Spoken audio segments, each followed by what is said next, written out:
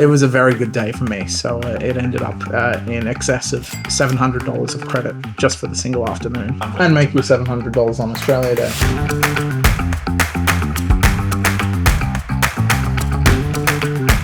So I went for an all-in-one vehicle-to-grid and battery system, and for me I chose that simply because it just allows for much tighter control of the whole system with the battery, vehicle and solar working with the relevant conditions to maximize their potential.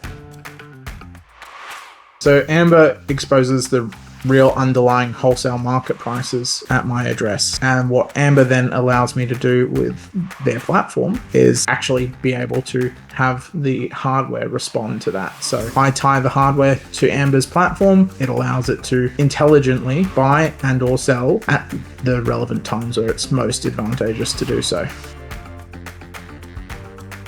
For me, I'm definitely using all the features in different ratios every day, trying to find what works best for me, but that's because I optimize everything. On days where there's no real volatility, I've been able to basically just null out my bills and not have to export much and not have to import much. But on some of the days where there's been some extreme volatility, and it ended up in excess of $700 of credit just for the single afternoon. You know, if I'm drawing at 12.5 kilowatt, it's equivalent of driving probably just about over 60 k's an hour on relatively flat roads. Most of the time I'm doing vehicle to home, it's drawing about 1 kilowatt. And so for me, that's pretty nominal driving at a very slow speed. So I do respect that it does incur some wear and tear on the battery for sure, but I think for most people's use case, it's going to be pretty minimal.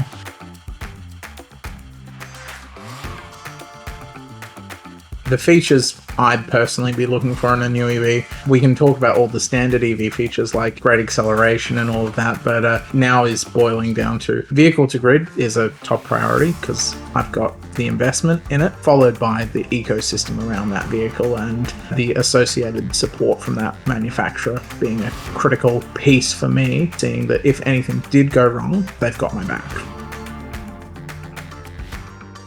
You've got to find a vehicle that's supported, hopefully by the manufacturer, written into their warranty. Secondly, you've got to have that piece around the hardware, getting equipment that's fully Australian approved, and making the decision of whether you want a standalone unit or one that has battery capacity built into the ecosystem. And then thirdly, that software element.